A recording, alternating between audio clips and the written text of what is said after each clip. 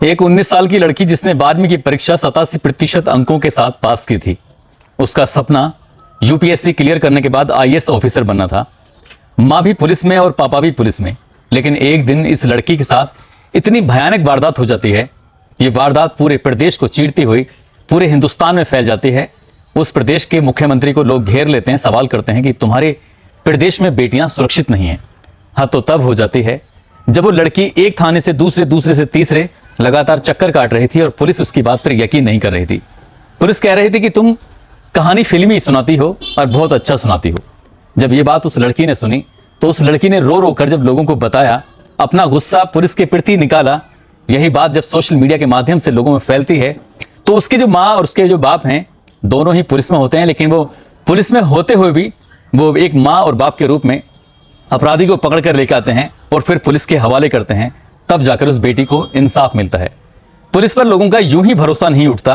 Police अगर अपना काम सही वक्त पर सही तरीके से कर दे तो लोग फिर पुलिस को बुरा बुरा बिल्कुल बना के हैं। आज की कहानी में कुछ ऐसा ही होता है। हालांकि प्रदेश सरकार ने इस बेटी को इंसाफ दिलाने में कोई कसर नहीं छोड़ी थी। आदाब, नमस्कार, सत श्री अकाल। मैं उस्मान सैफी। आज की जो सच्ची घटना मैं आपको सुनाने जा रहा हूं, ये सच्ची घटना है मध्य प्रदेश की। मध्य प्रदेश की राजधानी भोपाल और भोपाल के एमपी जोन 2 में एक यूपीएससी कोचिंग सेंटर होता है।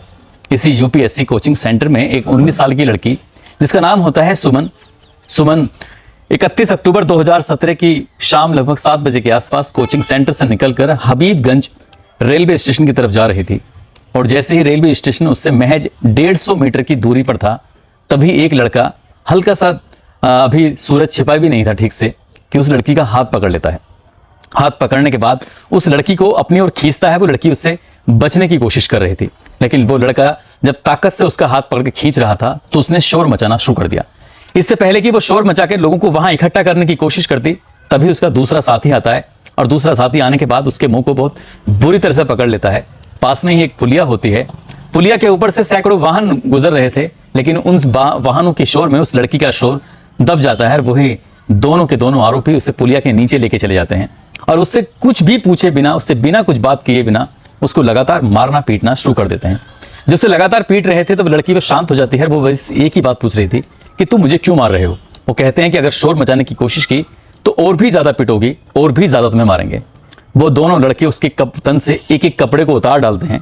उतारने के बाद जब वो लड़की फिर से शोर मचाने की कोशिश कर रही थी तो उसी के मुंह में उसी के कपड़े ठूंस दिए जाते हैं ताकि वो शोर ना मचा पाए। उसके हाथ भी बांधे जाते हैं, उसके पैर भी बांधे जाते हैं ताकि वो हिल डुल ना सके।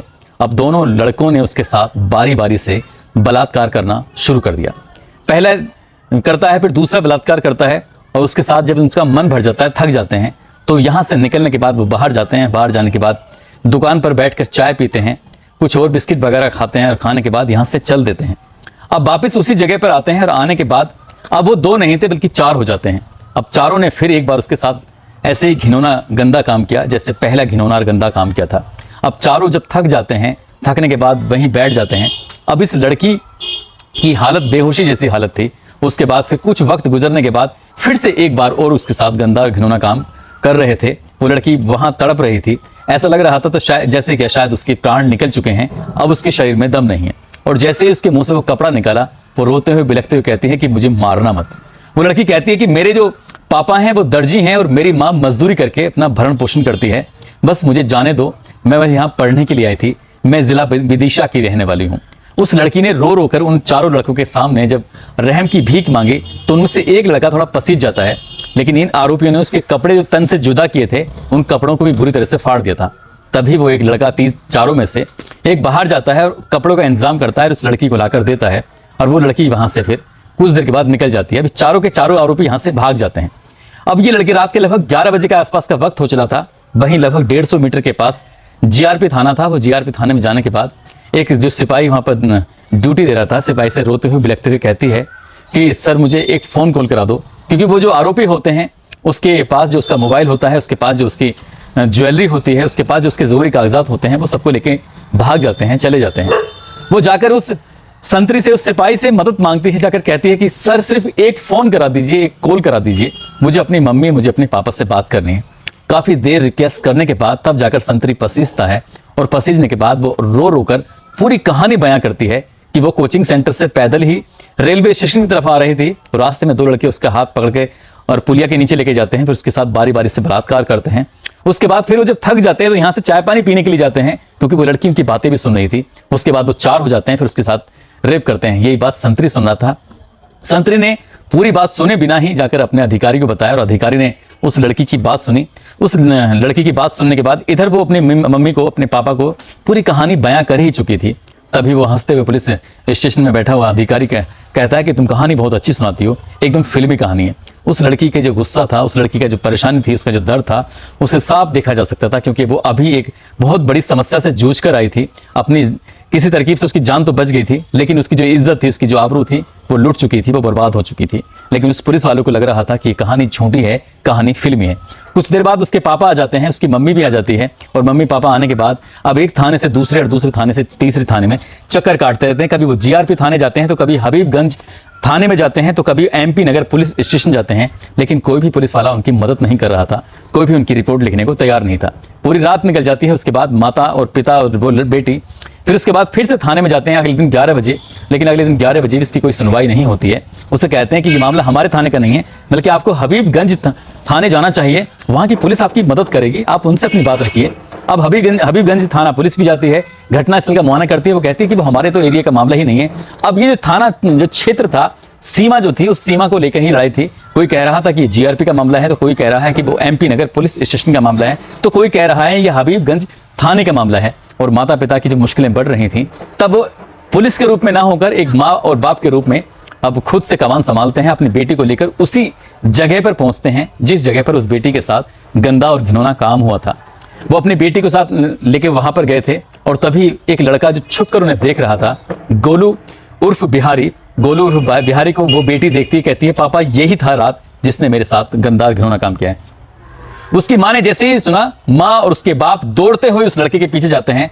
वो लड़का भी काफी दूर तक दौड़ता रहता है, भागता रहता है, लेकिन मां और बाप तब तक उसके पीछे दौड़ते रहे जब तक क्या उन्होंने उस आरोपी को, उस लड़के को पकड़ नहीं लिया। और पकड़ने के बाद खींचते हुए पुलिस स्टेशन लेके आते हैं, और पुलिस स्टेशन लाने के बाद उससे कहलवाते हैं कि आखिरकार सच क्या है, झूठ क्या है। जो कहानी अभी लड़की ने सुनाई थी पुलिस को, जो कहानी रात पुलिस को लड़की ने सुनाई थी, वही कहानी वो लड़का दोहराता है कि हाँ ये बात सच है, हमने ऐसा किया है। तब जाकर पुलिस की नींद टूटती है। पुलिस को लगा कि पकी पकाई खीर है, ये तो सब कुछ बिल्कुल सही बोल रहे थे। तब जाकर पुलिस की नींद भी टूटती है। और यही बात जब सोशल मीडिया के साथ लगातार वायरल होनी शुरू हो जाती है, अब इस भोपाल से लेकर चारों तरफ ये खबर फैल जाती है कि एक पुलिस वाले की बेटी के साथ रात में बलात्कार हुआ है, तो वाकई पुलिस नहीं बल्कि डीजीपी, बल्कि उसके मध्य प्रदेश के जो मुख्यमंत्री होते हैं शिवराज सिंह चौहान, उनकी भी नींद टूट जाती है। और उसके बाद उन्होंने इस मामले में जांच बिठाते हैं। एफआईआर दर्ज होती है अगले दिन, यानी कि 1 नवंबर 2017 की शाम लगभग 8:18 पर एफआईआर दर्ज होती है। और बाकी के जो आरोपी होते हैं उनकी गिरफ्तारी के लिए लगातार दबिशें देनी शुरू की जाती हैं। और इसके बाद ही पुलिस इसमें जांच पड़ताल में जुट जाती है। तो इसमें 3 नाम और आते हैं, अमर उर्फ छोटू, राजू उर्फ राजेश, राजू उर्फ रमेश। इन चारों को गिरफ्तार किया जाता है। गिरफ्तार करने के बाद मुख्यमंत्री शिवराज सिंह चौहान इस मामले को फास्ट ट्रैक कोर्ट में चलाने का आदेश देते हैं। कहते हैं कि जितनी भी जल्दी हो सके इस मामले में फैसला आना चाहिए, इस बिटिया को इंसाफ मिलना चाहिए। अब इसके बाद पुलिस ने जब डीजीपी को आदेश दिया जाते हैं कि जिसमें गलती किस किस की रही है, उन पुलिस वालों को भी सजा मिलनी चाहिए।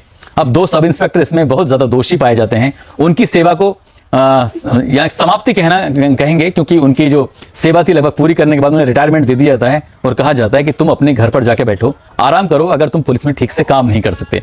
एक और इसमें जीआरपी के टीआई होते हैं, उनका जो वेतन होता है वो न्यूनतम वेतन कर दिया जाता है, जो कम से कम वेतन उन्हें मिल सके, ताकि उन्हें ये एहसास हो सके और बाकी पुलिस वालों को भी इस बात का एहसास हो सके कि एक बेटे के साथ इतना गंदा काम हुआ है और तुमने अपना काम ठीक से नहीं किया है। इसके बाद एमपी नगर जो पुलिस स्टेशन के टीआई होते हैं उनका और हबीबगंज थाना प्रभारी के वेतन को की जो वृद्धि होती है उसको भी रोक दिया जाता है। इसके बाद फिर जो इस लड़की का मेडिकल रिपोर्ट होती है, वो मेडिकल की रिपोर्ट आती है और मेडिकल की रिपोर्ट में डॉक्टर की टीम ये लिख देती है कि लड़की ने सहमति से, बजाय अपने विरोध करने के, सहमति से सब कुछ काम कराया। और जब इस बात की जांच होती है तो जो चिकित्सकों की टीम होती है वो कहते हैं कि गलती से लिखा गया है, हम लिखना कुछ और चाहते थे। उनके खिलाफ भी फिर कार्रवाई होती है। मुख्यमंत्री ने इस मामले को अपनी संज्ञान में लिया और कहा कि जितनी जल्दी हो सके इसमें इसको इंसाफ मिलना चाहिए। इस बात पर बहुत सारे लोग थे जो खुश भी थे, और जो लड़की के साथ जो हुआ था उस बात पर बहुत सारे लोग नाराज थे।